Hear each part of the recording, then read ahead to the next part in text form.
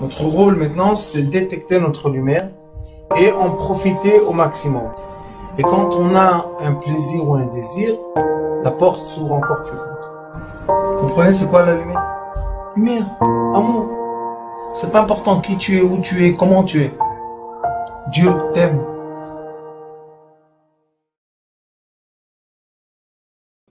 Avec l'aide de Dieu, on va faire aujourd'hui une étude très importante qui est écrite aussi chez le Ravad de Sefer Yetzirah. Vous vous rappelez qu'on va rentrer dans les 32 cheminements de la sagesse. Et le Ravad, avant qu'il rentre dans les cheminements de la sagesse, dans la préface du livre Sefer Yetzirah, il y a tout un déroulement qui explique de façon très logique et très scientifique, on va dire, le lien entre l'âme et l'être humain.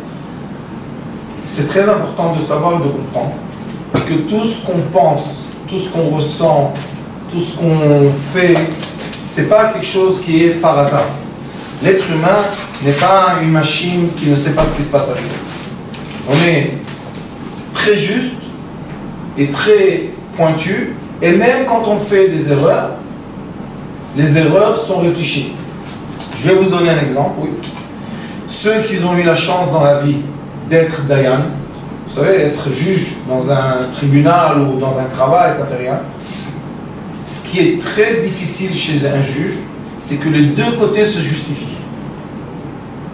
Si vous allez entendre juste un côté, sans entendre l'autre, chaque côté peut se justifier à 100% de l'action qu'il a fait. Mais l'autre dit exactement l'inverse et se justifie à 100%. Comment c'est possible? Qu'est-ce qui fait le juge? Et je ne sais pas si vous savez, mais malheureusement, plus le temps passe, plus les juges sont moins compétents. Et vous savez ce qu'ils font? Ce qu'ils font tous. Ils disent, sortez dehors, trouvez un arrangement. Pourquoi? Si dit un juge, tranche. Et la majorité en Israël des problèmes, quand on parle financier, je ne parle pas du pénal, même dans le pénal, je ne sais pas si vous savez, mais dans le pénal, ils vous disent, allez vous arranger avec la prakritout. Moi j'ai eu des histoires comme ça. On a dit quoi s'arranger? Qu'est-ce que ça veut dire? Ils ont dit, écoutez, si vous n'allez pas emmener les gens, témoigner, on vous réduit de la punition. Pourquoi? Parce que vous allez préserver le tribunal de beaucoup d'heures de témoignage et ça coûte beaucoup d'argent et vous pouvez... Quel est le rapport entre le fait de la personne et ça? Et on a eu des histoires comme ça, j'en ai eu beaucoup. Hein. Et ils te disent, vous allez vous arranger. Tant qu'on sort dehors, on dit comment on s'arrange? Tu dis, écoute, d'après la loi, tu dois recevoir sur chaque peine que tu as fait, chaque pénalité, tu dois recevoir 7 ans dedans. On multiplie, il y a 4 peines. Combien? 7 fois 4, 28 ans dedans. On dit, mais ça, vous êtes fous quoi? Il n'a pas fait, il a fait, il n'a pas fait, il n'a pas fait. Tof, combien vous voulez? 4 ans. Et un négociation. Tu t'es mis. Mais, pourquoi? Parce que le juge n'a plus. Je pense que oui, ils sont compétents parce que c'est des gens, c'est pas des idiots d'être un juge. Mais je pense que comme, je ne sais pas si vous savez, ils ont une montre. Vous savez qu'ils ont une montre dans leur ordinateur. Combien de dossiers doivent finir par jour? Oui, c'est ça. Donc, lui, il aimerait bien s'asseoir, interroger, regarder ce qui se passe. Il aimerait bien, mais il n'a pas le temps. En 10 heures de travail, il doit finir par exemple 5, 6. Et plus il finit des dossiers, et plus on l'avance. Donc, il n'y a plus. Et même dans les jugements rabbiniques, c'est la même chose. Qu'est-ce qu'il faut faire? Il faut savoir interroger les témoins. Ça s'appelle Chakirat Haedim. C'est comment j'interroge les témoins. Qu'est-ce que je leur pose comme question? Et il y a écrit dans le Talmud et dans la Mishnah, il y a écrit exactement la question que tu dois poser. À quel jour, à quel moment, avec qui tu étais, de quoi tu te rappelles. Il y a tout un protocole. Mais quand tu poses ces questions-là, tu vois si la personne était vraiment dans l'événement ou bien elle n'était pas dans l'événement. Et c'est comme ça qu'on peut arriver au sein de la vérité. Je vais vous donner juste une petite histoire, un exemple. Il y avait en Israël un village de Yéménites, ça s'appelle Rosh Haim. Et il y avait là-bas une grande dispute entre les familles. Vous savez, ça va, là-bas, c'est des familles. Mais il y a une grande dispute, des coups, des coups de couteau, grand balade. Pourquoi? Parce que l'histoire d'une femme avec un homme, comme toujours. Et 4 ans, mais des disputes, les rabbins, grands rabbins d'Israël, tout le monde mêlé dans cette histoire parce que ça a fait le feu. 4 ans. Un jour, il y a un rabbin qui était devant moi, qui s'appelle Rav Radal. Il leur a dit, vous savez quoi? On va aller chez Rav Schneider. Il va trancher la histoire. Donc, ils arrivent. Un côté, l'autre côté, j'étais assis avec un bédé, moi, Rav Tauber et Rav Radal. Et j'attends. Maintenant, je commence, qu'est-ce qu'on fait? Celui qui accuse commence à parler, celui qui accuse est le deuxième. Et je les entends parler les deux. Je vois qu'il n'y a rien entre eux. Il n'y a pas de dispute entre eux. Mais je vous raconte l'histoire, le feu dans un village. Cette famille contre cette famille, les enfants à l'école, agressés, balade. Et je vois que celui qui porte plainte, il y a un copain à lui, il n'arrête pas de lui parler dans l'oreille. Et je vois que je lui pose des questions, il commence à répondre, l'autre il arrête. J'ai attendu comme ça en patience, j'ai vu, et moi je continue avec mes questions. À un moment, je lui dis, dis à haute voix ce que tu viens de lui dire en silence. Il me dit, moi je ne suis pas dans l'histoire. Je lui dis, qu'est-ce que tu fais ici? Sors dehors. Je dis, non, il a besoin de moi. Je lui dis, alors tu es dans l'histoire. Écoutez, ça s'appelle Ed Zomem. Ça veut dire qu'il y a quelqu'un derrière l'histoire qui n'arrête pas de mettre de l'essence. Je lui dis, écoute, avec la force du bête, tout ce qu'ils ont souffert les deux, que vienne sur sa tête. Il a eu peur le pauvre, parce que quand je rentre dans la rigueur, moi, c'est Dieu comme ça. Quoi? J'ai dit, t'as entendu ce que je t'ai dit? Et maintenant, je vais te dire qu'est-ce qui se passe. C'est toi le coupable. Maintenant, il a eu peur, vraiment, parce que je lui ai fait peur. Je lui ai dit, maintenant, je vais t'interroger. Si je vois que tu es coupable, je vais écrire un sac. Sac, ça veut dire la fin du din, c'est toi qui vas tout payer les endommagements de lui et de lui. Et Kitsu, il a eu peur, je lui ai fait peur. Non, écoute, je lui ai dit, il n'y a plus non maintenant. Maintenant, si tu ne réponds pas, tu sors. Si tu restes, tu réponds. Quelle était l'histoire? Imaginable. Sa femme, à celui-là, qui n'était pas dans l'histoire, elle était prof de gymnastique. Vous savez, aux femmes privées. La fille qu'ils ont mis dans l'histoire, qui a fait tout un baladin, était aussi prof de gymnastique. Et la femme de celui-là, là, Ed Zomem, ça s'appelle, le témoin qui, en effet, fait tout le problème.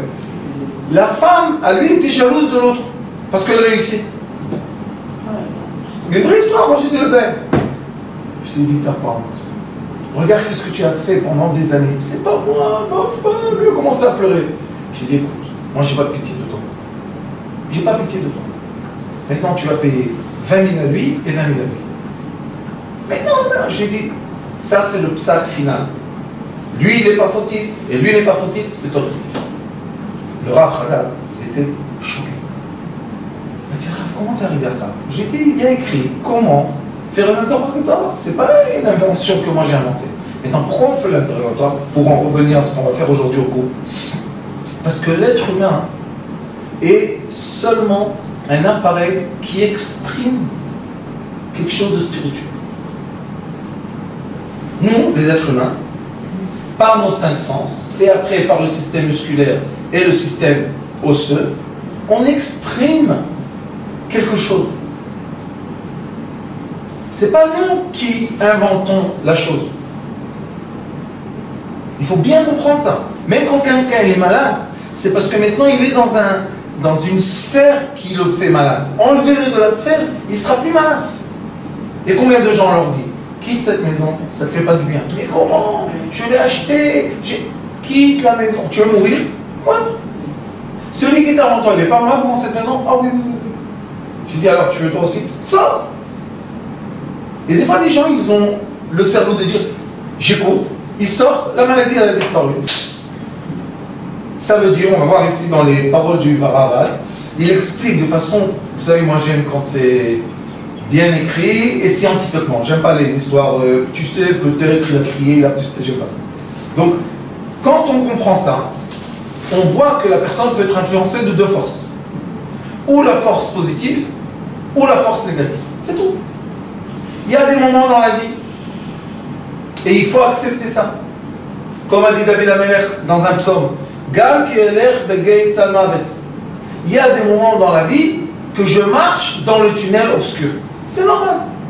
Et il y a des moments, le Erara, Kelta il m'a dit, qu'est-ce qui s'est passé? J'ai ouvert la fenêtre, je suis sorti du tunnel. Mais on est tous passés par des tunnels, et je vais vous dire la vérité, jusqu'à la fin de la vie, on va passer par des tunnels. La seule question est, je suis branché à quelle énergie? C'est tout. C'est tout. Si je me branche à la bonne énergie, tout va bien. Si je suis branché à la mauvaise énergie, ma vie commence à partir dans tous les sens, dans toutes les... Et je commence à m'embrouiller, et je perds de l'argent, et je gagne de l'argent, et je fais des bêtises, et je quitte ma famille, etc., etc., etc. Mais vous voyez, la personne n'aboutit nulle part. Et à des moments, quand on est dans le désordre, un bon conseil nous reconnecte au cadre de la vie, hop, tout disparaît. Maintenant, c'est bizarre parce que même les gens disparaissent. Quand tu te reconnectes comme il faut, les gens que tu côtoyais, les gens disparaissent. Tu dis, où ils sont? Mais tous les jours, j'allais au parc, je les voyais, on parlait au parc, où ils sont partis? Quelle est la réponse? La réponse est très simple. La réalité est la projection de moi. La réalité, c'est ce que moi je projette à l'extérieur. C'est moi qui crée la réalité. Quand je suis électricien, je rentre dans une maison, qu'est-ce que je vois? Sans vouloir, qu'est-ce que je vois? Le système électrique. Sans vouloir, je ne fais même pas attention. Mes yeux, tic, tac, tac, sans vouloir. Je peux m'asseoir, boire un café, mais ma tête, elle est où? Dans l'électricité.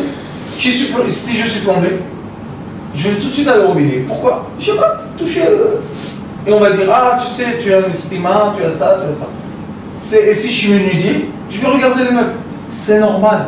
Pourquoi? Parce que ma sphère est influencée d'un certain savoir.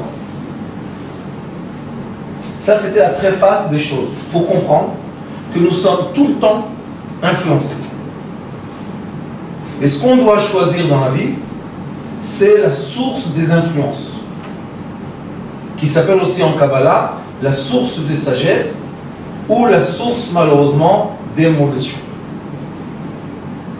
J'ai emmené à Villa aujourd'hui du Zohar Kadosh. Vous savez, vous avez demandé que je fasse les grilles avec toutes les choses en rapport. Alors j'ai emmené déjà une bonne partie qui parle du cerveau, du cœur et des poumons, et qui parle du foie, de la bile et de la rate. Il explique chacun quelles sont les influences, qui l'influence, qui lui donne les forces, et on voit après la personne. Si une personne elle a des problèmes dans les poumons, c'est un problème par exemple d'humidité. S'il a un problème dans le cœur, c'est un problème de chaleur. On a les rapports et on peut comme ça guérir les gens. Pourquoi? Parce qu'on voit dans quel cheminement ils se sont trompés. C'est très simple. Une personne elle marche dans la rue, elle a pris à droite, il y a un accident de voiture. Elle prend à gauche, il n'y a pas de voiture. Pourquoi elle a pris à droite? On ne peut pas accuser la personne. Ah, t'as fait exprès, t'étais pas... Elle peut dire pourquoi elle est partie à droite, elle ne peut pas dire. Alors ça veut dire qu'elle est influencée. Et nous, ce qu'on veut dans la thérapie lumière, c'est monter d'échelle et vivre dans l'influence et non pas dans celui qui est influencé. Je commence à traduire. Veine, shesh havayot mechaim, ve shesh havayot memetim. Il y a 6 combinaisons du nom céleste qui influencent la vie. D'accord? Il y a 4 lettres du nom céleste. Donc il y a 12 combinaisons. Il y en a 6 qui influencent la vie, la joie, le bonheur, la chance. Et il y a 6 qui sont à l'envers, qui vont influencer la mort, la pauvreté, la maladie.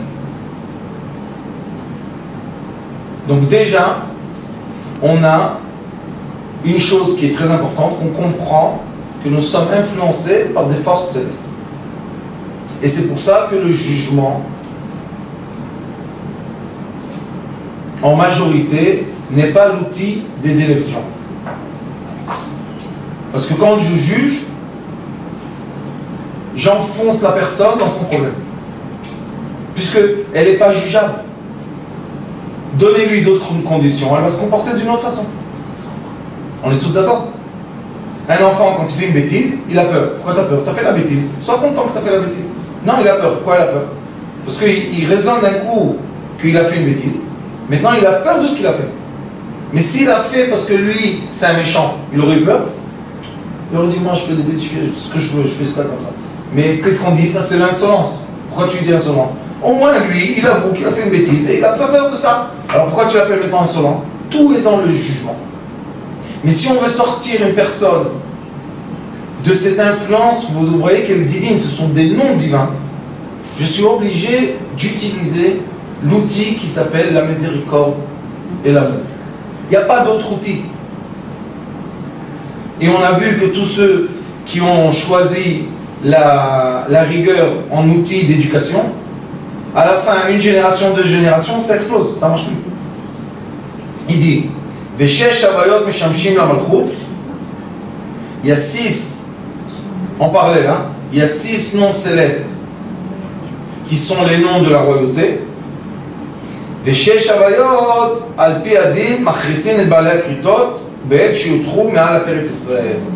Ça veut dire quoi? Qu'il y a 6 noms célestes, c'est des combinaisons du nom céleste, que quand eux, ils influencent la personne, nous avons la rigueur et le jugement. Jusqu'à quoi? Jusqu'à un moment que la personne peut vraiment être malade et mourir. Donc on voit que la vie et la mort, c'est la même chose. Et quand on étudie la positionnement, vous savez, dans la physique quantique, ça devient très simple. Et c'est écrit déjà dans les faits de Bereshit, du début de la création. Vayer et Vayboker, il était le jour et il était la nuit. Yom Echad. Pourquoi il n'y a pas écrit le premier jour? Il y a écrit un jour seul. Parce que dans le jour, nous avons au même instant le bien et le mal au-dessus de notre tête. C'est constamment, c'est maintenant. Maintenant, quelle est la question? Est-ce que moi, je suis l'aimant du bien ou est-ce que je suis l'aimant du mal? Très simple. Quand on comprend les choses, vous savez, la vie devient très très simple. Comment je sais que je suis l'aimant qui va attirer le bien? Ce que je ressens. Est-ce que je suis maintenant dans l'amour? Est-ce que je suis maintenant dans le pardon? Est-ce que je suis maintenant dans la facilité des choses? Ou bien, non, maintenant je suis dans la rigueur, maintenant je suis dans la haine, maintenant je suis dans la jalousie, maintenant je suis dans la colère. Très simple. Et c'est pour ça que la source de tout l'enseignement de la thérapie lumière est le travail du comportement, des midot. Un vrai thérapeute, ou un rabbin, ou un juge, ou ceux qui sont en face des patients, comme un docteur par exemple, il est obligé de travailler quoi? Ses instincts. Est-ce que j'ai tout de suite la rigueur, ou bien j'ai la miséricorde? Et même Aristote, vous l'appelez? Le grec qu'on dit qui a mis en place la médecine moderne, même lui il a dit 80% de la maladie ou de la guérison détiennent de quoi? De ce que dit le docteur. Donc si le docteur il te met la peur, tu seras malade même si tu n'es pas malade. S'il te met la confiance, tu seras guéri même si tu es malade. 80%, vous savez, c'est énorme. C'est pour ça que le Maïmonide, le Rambam, qu'est-ce qu'il a fait?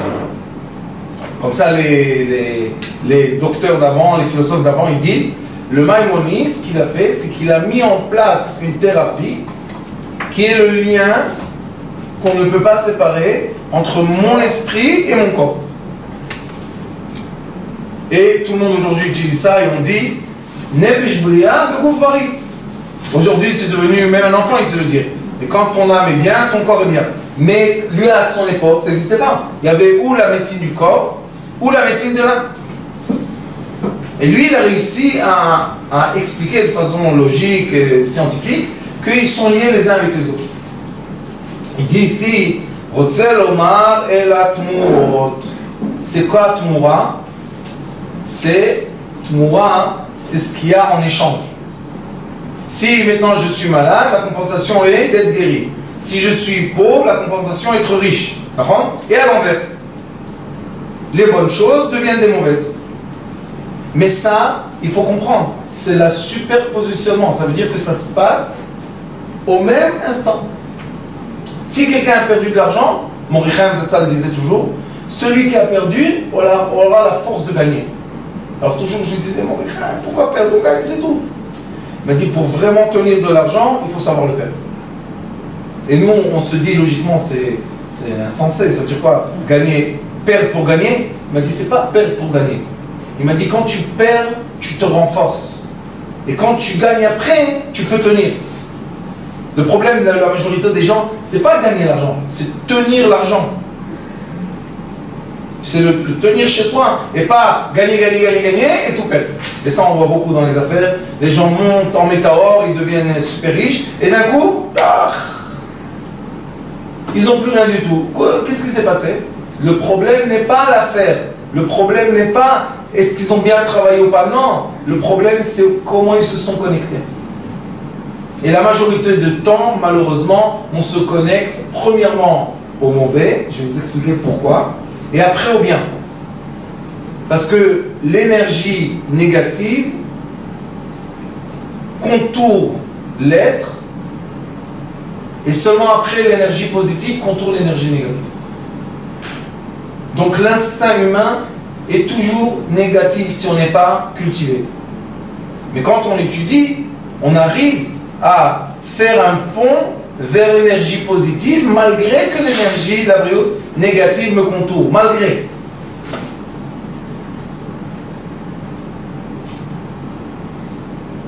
Et c'est la raison de ce que je vous dis maintenant. Pourquoi il y a des gens qui s'en sortent de maladie et il y a des gens qui ne s'en sortent pas de maladie. Il y a des gens, ils tombent malades, ils dégradent, jusqu'à un mois. Il y en a, ils tombent malades, ils sortent. Et de toutes les maladies, on a vu des gens sortir sains, bien, tout va bien. Quelle est la différence entre les gens? C'est que un, il a accepté de faire le saut quantique vers le bien, et l'autre n'arrive pas à sortir de cette sphère qui l'entoure, qui est la sphère du mal. C'est comme ça que tu as créé le monde. Où est alors le jugement céleste là-dedans? Pardon, si Dieu décide que celui-là est donné ou celui-là. C'est pas ça. Ça, c'est ce qu'on nous a cassé la tête avec des choses. Dieu, c'est pas ce qu'on pense. Lui, c'est la lumière infinie. Mais dans la lumière infinie, il y a le superpositionnement. Et comme il y a le superpositionnement, on a le libre arbitre. Et on attire vers nous le positif ou le négatif. Exact. Maintenant, c'est un aimant. Si je me juge de quelque chose qui s'est passé, et j'ai pas encore fini l'histoire, ça se répète, et ça se répète, et ça se répète. Si j'ai fini l'histoire, je ne vois plus la personne, et je ne me rappelle même plus de l'histoire. C'est pour ça que beaucoup de fois, l'hypnose aide. Pourquoi? Parce qu'on prend la personne dans le temps, on change la conscience dans le temps, et on la ramène dans le présent. Et si on a bien fait le travail, la personne se réveille, et ça y est. Le problème dans le passé n'est plus le problème dans le présent. Et quand est-ce que les problèmes se réveillent, vous savez? Quand on réussit.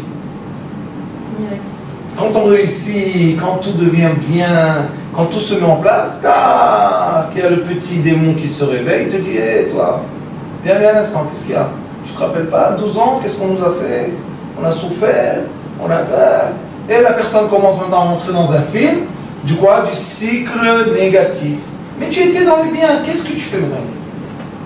Mais non, je ne mérite pas, j'ai frappé, on m'a fait, j'ai pas pardonné, oui j'ai pardonné. Tu te rentres dans un cycle négatif, c'est pas dommage.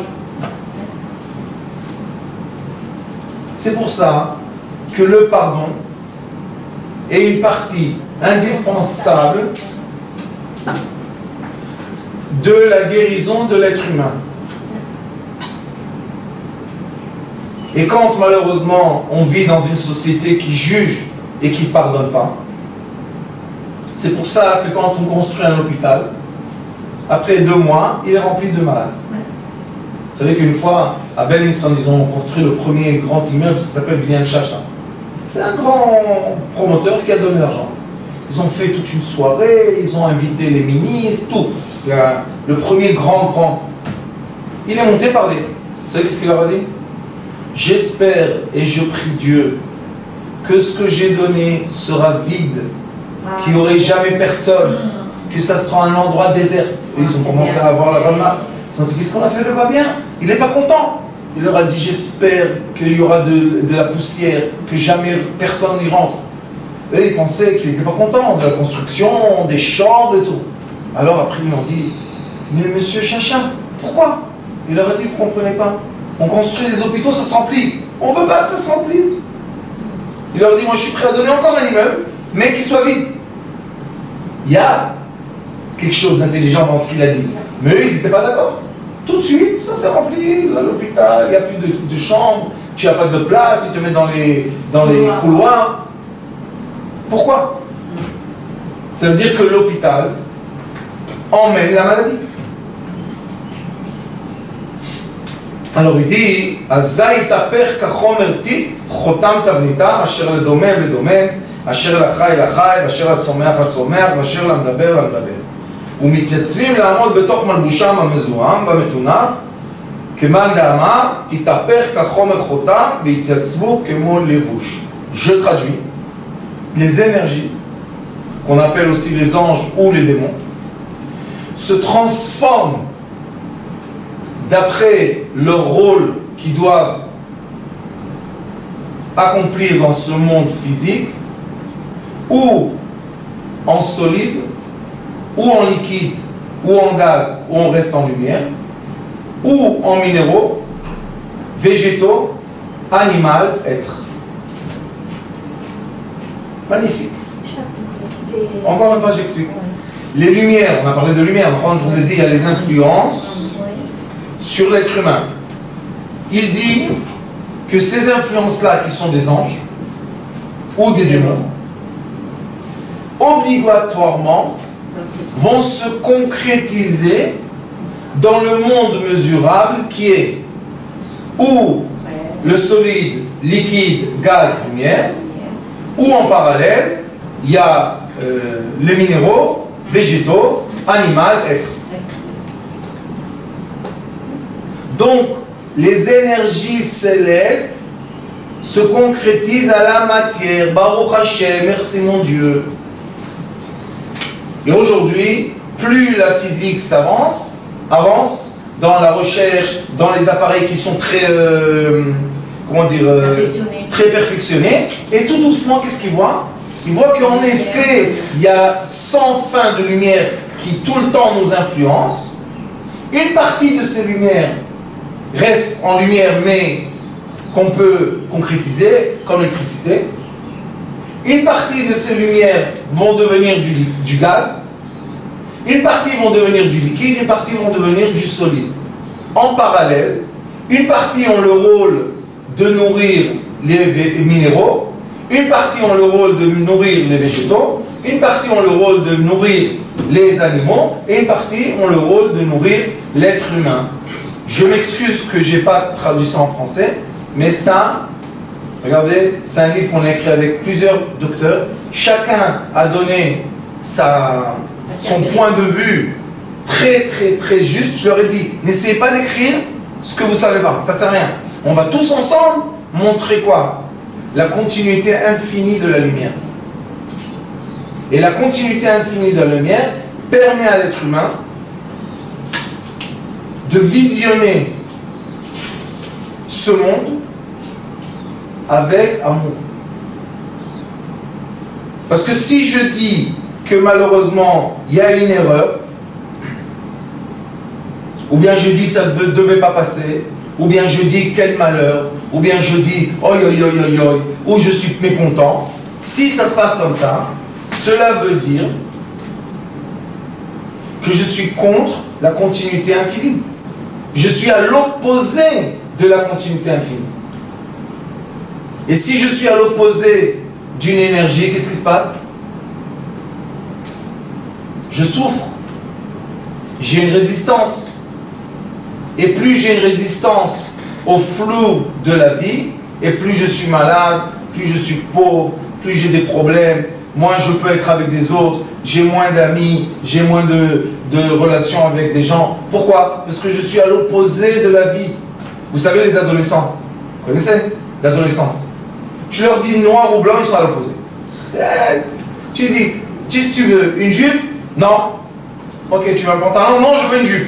Je t'ai proposé une jupe. Non, tu m'as pas proposé. C'est pas... Leur tête maintenant, comme ils grandissent, maintenant l'énergie qui les contourne, c'est l'énergie du mal. Pourquoi le mal se manifeste? Parce qu'ils sont devenus à l'adolescence et il y a aussi le bien. Tant qu'il y avait seulement le mal, il n'y avait pas de problème. Le mal, dans le mal il y a du bien. Mais dès qu'il y a deux forces qui se battent sur toi, tu commences à prendre le côté à droite, prendre à gauche, oui je l'aime, non je l'aime pas, oui on m'a vexé, non je ne parle plus avec lui, oui je parle avec elle. Ça, c'est parce que la personne est dans l'arbre du doute. Le bien et le mal se battent sur la personne. Et comme nous avons un premier cycle qui nous entoure, qui est le mal, la majorité des gens qui n'ont pas eu la chance d'étudier ce qu'on étudie vont toujours se connecter au mal.